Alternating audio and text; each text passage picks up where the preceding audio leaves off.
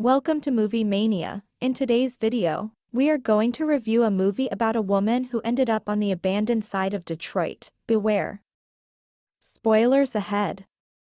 One rainy night, Tess Marshall arrived at her Airbnb late. She entered the password to the lockbox, but the keys were not in there. She tried calling the agent, but it just went straight to voicemail. Filled with frustration, she went back to her car.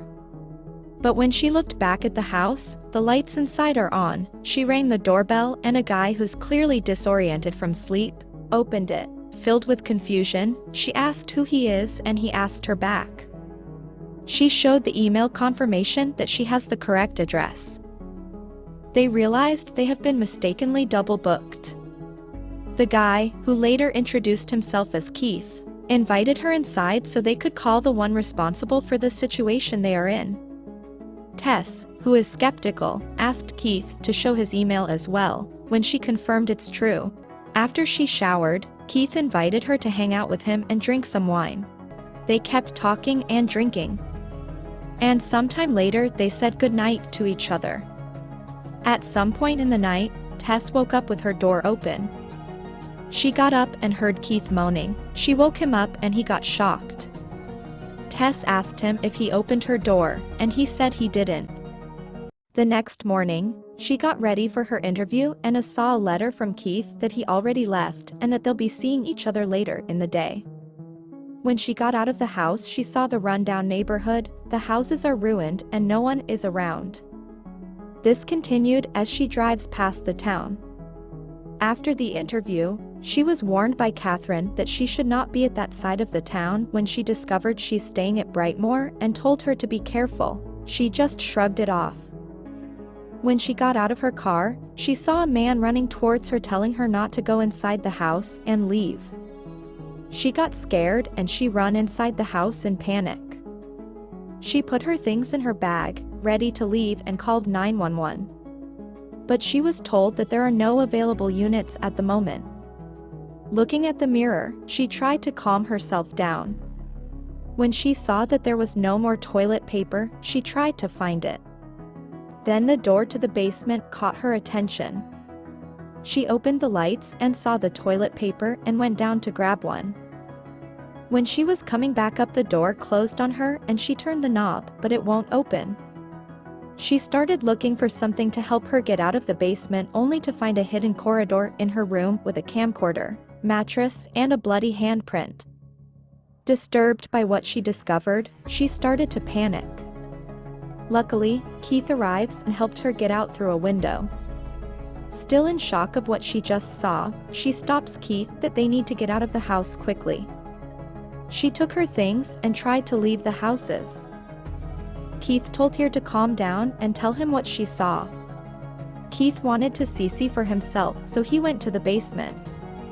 After a few minutes, he started calling for Keith, but he did not respond.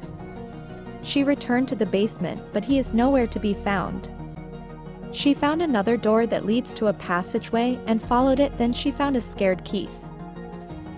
He is telling her that something is down there when he was attacked by a naked, deformed woman, repeatedly hitting his head to the wall, brutally killing him.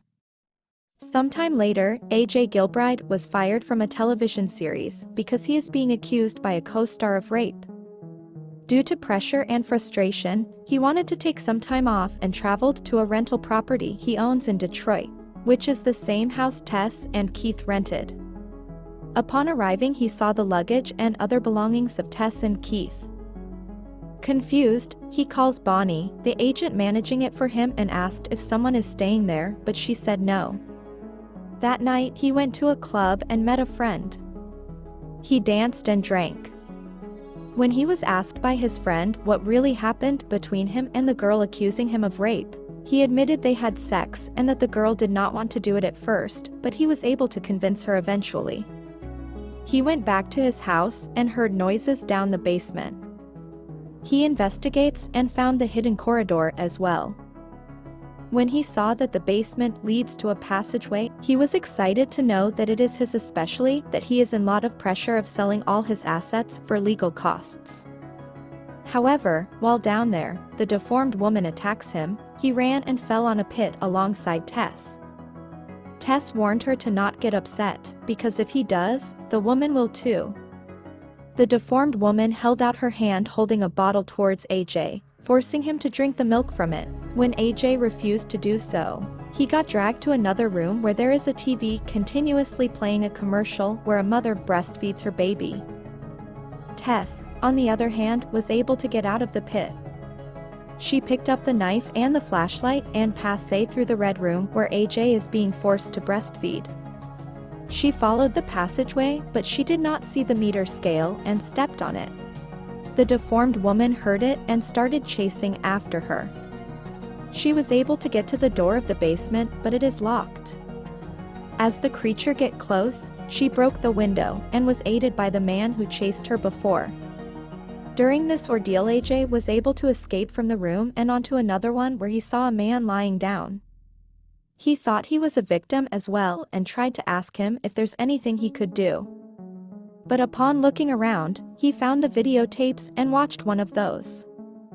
Little did he know that the man was grabbing a gun, and when he turned around, he shot himself.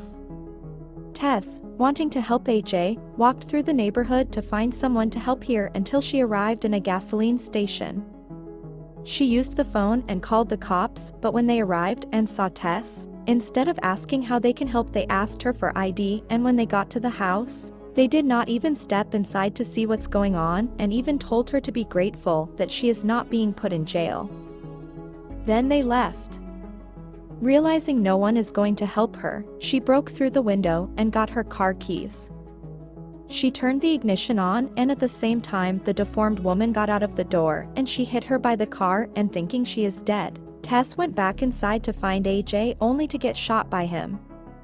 AJ helped her up, and upon realizing the deformed woman is missing, they went to the water tower where the man who helped earlier is residing.